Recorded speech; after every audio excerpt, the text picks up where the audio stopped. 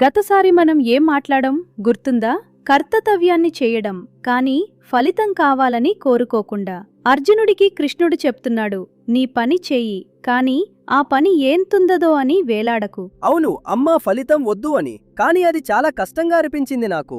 కష్టంగా అనిపించడం సరైనదే ఆరో, అది కష్టమే. కానీ ఇప్పుడు కృష్ణుడు ఇంకా లోతుగా వెళ్తున్నాడు. కర్మ అంటే ఏంటి, అకర్మ అంటే ఏంటి, ఇవి అర్థం చేసుకోవడమే అసలు ప్రశ్న అని చెప్తున్నాడు. కర్మ అంటే పని కదా నాన్న. అవును మీరా, కానీ ఏ పని, ఎందుకు చేస్తున్నావు, ఎలా చేస్తున్నావు అన్నీ కలిసి ఉంటాయి. అదే కృష్ణుడు వివరించబోతున్నాడు. ఇప్పుడు చూద్దాం కృష్ణుడు ఏం చెప్తున్నాడు. కిం కర్మ కిమకర్మేతి కవయోప్యత్ర మోహితాః తత్తే కర్మ ప్రవక్ష్యామి యజ్ఞాత్వా మోక్షసే శుభాత్. కృష్ణుడు అర్జునుడికి చెప్తున్నాడు, ఏది కర్మ ఏది అకర్మ అని చాలా తెలివైన వాళ్లు కూడా గందరగోళపడతారు. నేను నీకు అది వివరిస్తాను. అది తెలిస్తే నువ్వు చెడు నుండి విముక్తి పొందుతావు. అమ్మా, తెలివైన వాళ్ళకే తెలీదా? అప్పుడు మనకెలా తెలుస్తుంది? అదే కదా కృష్ణుడు చెప్తున్నది. ఇది బుద్ధితో మాత్రమే అర్థమయ్యే విషయం కాదు, లోపల నుండి అర్థమవ్వాలి. అందుకే కృష్ణుడు స్వయంగా చెప్తున్నాడు. అకర్మ అంటే ఏంటమ్మా? అకర్మ అంటే చెయ్యకపోవడం. మీరా, ఏ పని చెయ్యకుండా ఉండటం. కర్మ అంటే పని చెయ్యడం. వికర్మ అంటే చెయ్యకూడని పని చెయ్యడం. ఈ మూడు అర్థం చేసుకోవడం చాలా ముఖ్యం అని కృష్ణుడు చెప్తున్నాడు. చెయ్యకూడని పని అంటే తప్పు పని చేయడం కదా నాన్న? అవును, అది వికర్మ. కానీ ఇక్కడ కృష్ణుడు చెప్తున్నది ఏది సరైన పని ఏది కాదు అని అర్థం చేసుకోకుండా చేస్తే గందరగోళం వస్తుంది. అందుకే ముందు అర్థం చేసుకోవాలి. ఇది ఒక పజిల్ లాంటిది. పిక్చర్ చూడకుండా పీసులు ఫిట్ చేయడానికి ట్రై చేస్తే తప్పు చోట పెడతాం. పిక్చర్ తెలిస్తే ఏ పీస్ ఎక్కడ పెట్టాలో తెలుస్తుంది. అవునా, అర్థమైంది నాన్న. చెయ్యడానికి ముందు అర్థం చేసుకోవడం, అదే నిజమైన తెలివి. ఇప్పుడు తర్వాతి శ్లోకం చూద్దాం. కర్మ వికర్మ అకర్మ గురించి కృష్ణుడు ఇంకా ఏం చెప్తున్నాడో. కర్మణో హ్యపి బోద్ధవ్యం బోద్ధవ్యం చ వికర్మణః అకర్మణశ్చ బోద్ధవ్యం గహనా కర్మణో గతిః.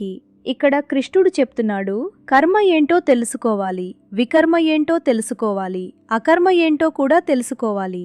ఎందుకంటే కర్మ యొక్క దారి చాలా లోతైనది, చాలా సూక్ష్మమైనది. అమ్మా, అంత కష్టంగా ఉంటే అర్జునుడికి భయం వేయలేదా? వేసి ఉంటుంది మీరా.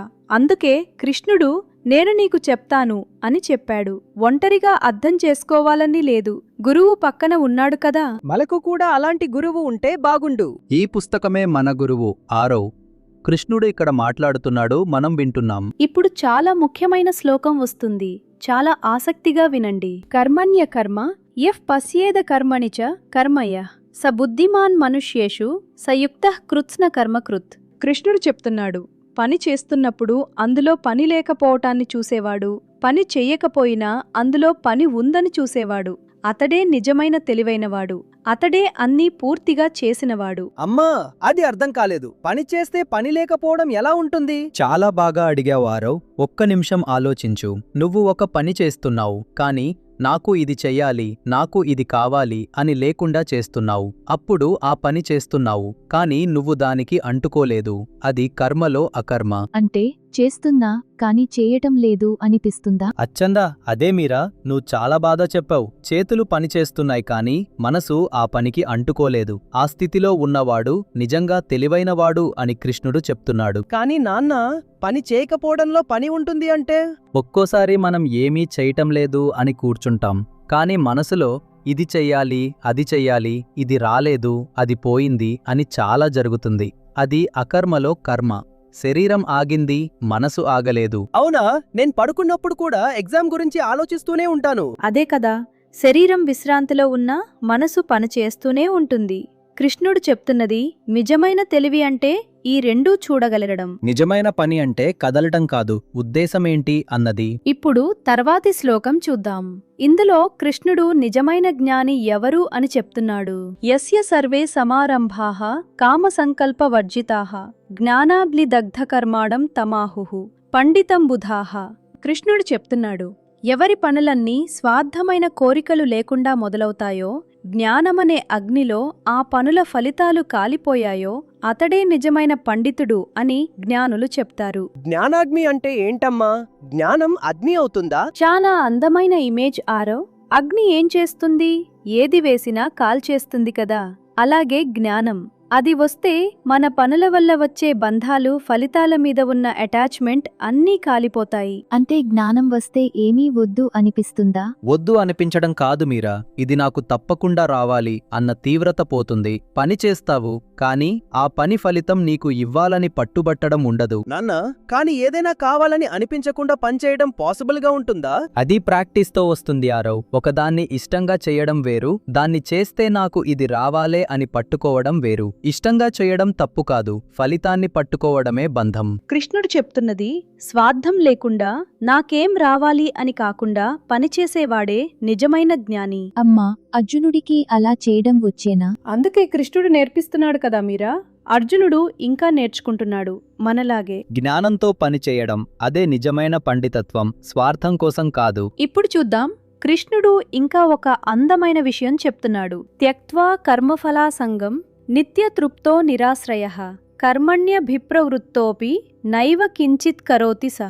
కృష్ణుడు చెప్తున్నాడు, పని ఫలితం మీద అటాచ్మెంట్ వదిలేసి ఎల్లప్పుడూ తృప్తిగా ఏ దానిపైన ఆధారపడకుండా ఉండేవాడు అన్ని పనులు చేస్తున్నా నిజానికి ఏమీ చేయటం లేదు. అమ్మా, అన్నీ చేస్తున్నా ఏమీ చేయటం లేదు అంటే ఇది మళ్ళీ అదే కన్ఫ్యూజన్ గా ఉంది. నవ్వు ఆరవ్. ఈ కన్ఫ్యూజన్ నీది మాత్రమే కాదు, చాలా మంది తెలివైన వాళ్ళకి కూడా ఉంటుంది. కానీ ఆలోచించు, నువ్వు బొమ్మ వేస్తున్నావు, ప్రైస్ కోసం కాదు, ఎవరైనా చూడాలని కాదు, జస్ట్ వేయడం ఇష్టం కాబట్టి వేస్తున్నావు. అప్పుడు ఆ బొమ్మ వేయడంలో నువ్వు ఉన్నావు, కానీ ఫలితానికి నువ్వు లేవు. నాన్న, నేను అలాగే వేస్తాను.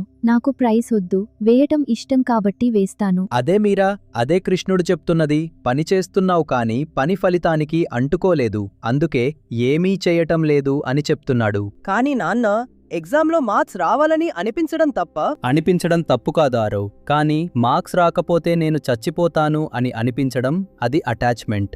బాగా చదివి నీ బెస్ట్ ఇచ్చి ఏం వస్తే అది యాక్సెప్ట్ చేయడం, అది నిత్యతృప్తి. పని చేయటంలోనే ఆనందం ఉంది, ఫలితంలో మాత్రమే కాదు. అదే కృష్ణుడు నేర్పిస్తున్నాడు. అమ్మా, అర్జునుడికి యుద్ధంలో గెలవారని అనిపించలేదా? అనిపించి ఉంటుంది, కానీ కృష్ణుడు చెప్తున్నది నీ ధర్మం చేయి, ఫలితం నాకు వదిలు. గెలవడం కోసం కాదు, సరైన పని చేయడం కోసం పోరాడు. నాన్న, అది చాలా బ్రేవ్గా ఉంటుందా? చాలా బ్రేవ్ మీరా. ఫలితం తెలియకుండా, ఫలితం కావాలని పట్టుకోకుండా సరైన పని చెయ్యడం, అది చాలా పెద్ద ధైర్యం. ఈరోజు కృష్ణుడు చాలా లోతైన విషయాలు చెప్పాడు. కర్మ, అకర్మ, వికర్మ, ఈ మూడు అర్థం చేసుకోవడం, పనిచేస్తూ ఆ పనికి అంటుకోకపోవడం, ఫలితం వదిలేసి తృప్తిగా ఉండడం. నానా, అర్జునుడికి ఇవన్నీ అర్థమయ్యాయా? అది మనం చూడాలి కదా ఆరో.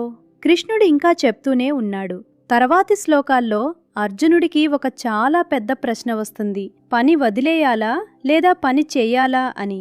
ఆ ప్రశ్నకి కృష్ణుడు ఇచ్చే సమాధానం, అది వింటే మనసు ఆగిపోతుంది. అమ్మా, అర్జునుడు అడిగేది వింటే నాకు భయంగా అనిపిస్తుందా? భయం కాదు మీరా, ఆశ్చర్యంగా అనిపిస్తుంది. కృష్ణుడు అడిగిన ప్రశ్నకి ఇచ్చే సమాధానం, అది మనమెప్పుడూ ఆలోచించిన విధంగా ఉండదు. నాన్న, అదేంటో చాలా తెలుసుకోవాలనుంది.